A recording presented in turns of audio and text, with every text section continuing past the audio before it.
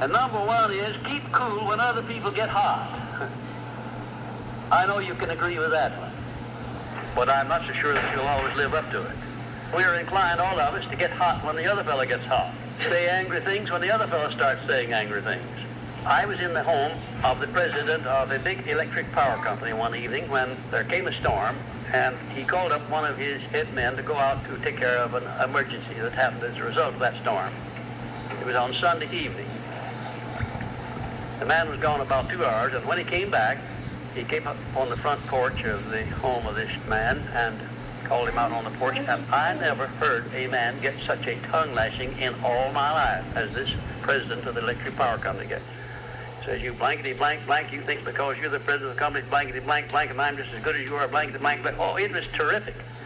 I only heard one side of the conversation because there was only one side of it. One man was doing all the talking, and one man was doing all the listening. And after this had been going on for fully 3 minutes, the other man ran out of wind and had nothing more to say. He was mad, you see, because they called him out on this stormy night. I heard the president close the door, and he came back, and he just smiled and said, why, the man was a little bit hot, wasn't he? That's all he said. A little bit hot, wasn't he? I expected any moment to hear fists begin to fly out there. But you see, there was a man who had risen to great heights of achievement financially, and he had done it by self-discipline in every respect. And he didn't propose to allow a workman who had been temporarily unbalanced by his anger to throw him off balance and make him stoop to that level. He just didn't propose to have that done. And you'll notice when you get into an argument with anyone, and you're apt to if you don't watch yourself, that if you'll just remain silent while the other fellow is blowing off his top, he finally gets to the point where he's got no more top to blow off. Then if you want to get in a few words of your own, that's a mighty good place to do it. It's a mighty fine thing if the words that you get in are not the kind of the words you've been hearing. In other words, if you say something back kind in return, it's far better for the other fellow and far better for you. It shows you to be the bigger of the two persons. Now, anybody can get mad and blow his top because of what somebody does or says, and it's happening all the time. But the truly big man, the man who is in charge of himself, he doesn't allow anybody to draw him down to that level of a street brawl or of an argument in harsh words unless he wants to do it. And if he's truly a big man, he doesn't want to do it. Number two, remember there are 3 sides to all arguments. We ordinarily think there are 2 sides to all arguments, but they're not. They're 3. There's your side, there's the other fellow's side, and then there's the right side, which is usually about in the middle of the 2 viewpoints. Remember that when you get into an argument with the other fellow. Don't assume that he's always at fault. Maybe you're partly at fault too. Maybe neither one is totally at fault. The chances are, in all of the arguments I've ever heard, both parties were partly to blame in one way or another. I have never yet heard an argument where one party entirely was to blame, although I suspect there are such arguments at times. Number 3, never give directives to a subordinate when you're angry. If the matter is urgent, then cool off quickly.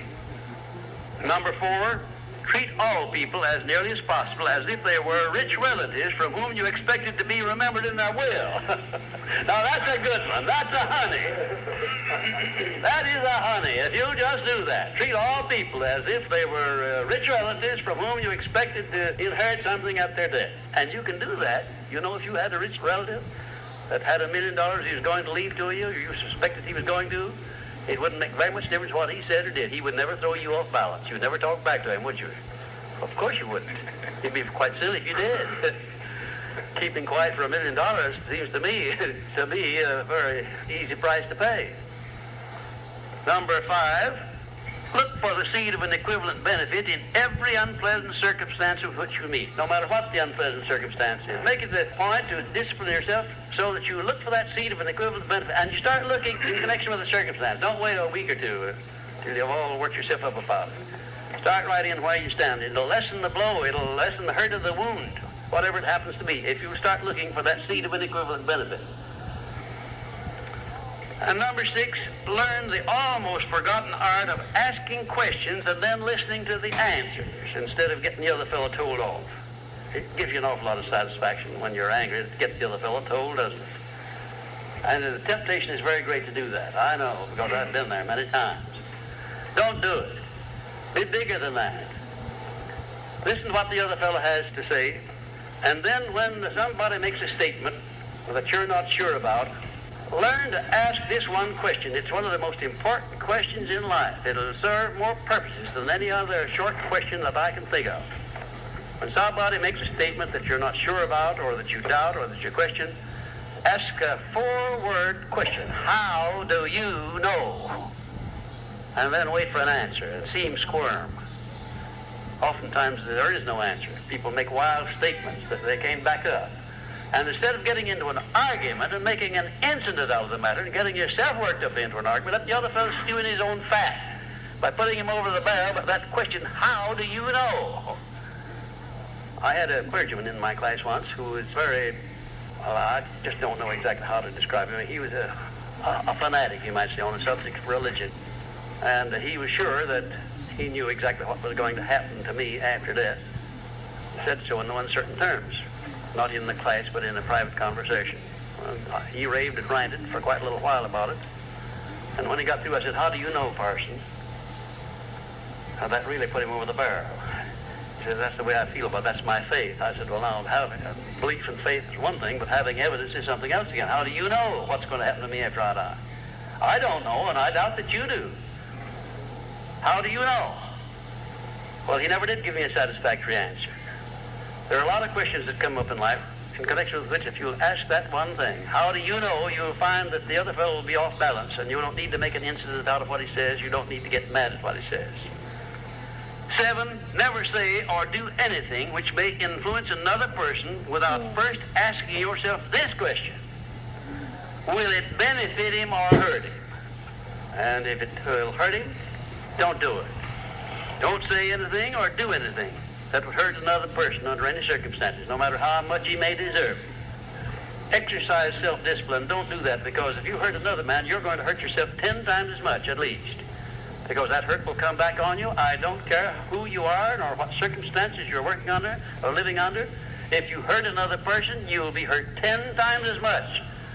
And if the hurt doesn't come immediately, the rate of interest on that is compound interest on compound interest, and it'll be 100 times as great if you wait long enough. Because everything that you do to or for another person, you do to or for yourself. There is no escape from that. That's just as much a law as the law of gravitation, which everyone understands. You know that if you stepped over the top of this building, no matter what your mind was or what your belief happened to be, if you stepped over the top of this building and violated the law of gravitation, that you'd hit the ground and you'd die in a very few seconds.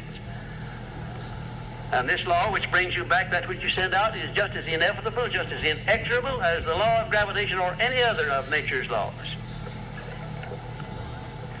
Number 8, learn the difference between friendly analysis and unfriendly criticism. Then decide which you wish to live by in your relations with others. Now, friendly analysis is one thing and is welcomed by most sensible people. I don't object to friendly analysis of anything that I do, even though it's very unfavorable. If it's friendly analysis, I like it, because I can improve by it. But if it's unfriendly criticism, very obviously unfriendly criticism, not analysis, well, then I resent it. I wouldn't be human if I didn't.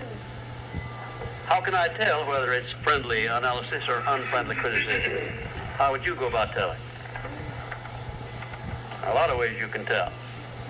You can tell by the your relationship to the person who's making it, whether it's friendly or unfriendly to begin with. If it's an enemy, obviously I discount it right off the bat, because you almost know it's going to be unfriendly criticism. I can tell also by the tone of voice in which he does it, by the manner in which he does it. Because a man who engages in unfriendly criticism generally uses a few epithets along with it that clearly indicates that he's biased. If you have self-discipline, you're not going to be influenced by that kind of a person. And number 9, remember that a good leader in any calling is one who can take orders as cheerfully as he gives them. And number 10, last but not least, remember that tolerance in human relations is just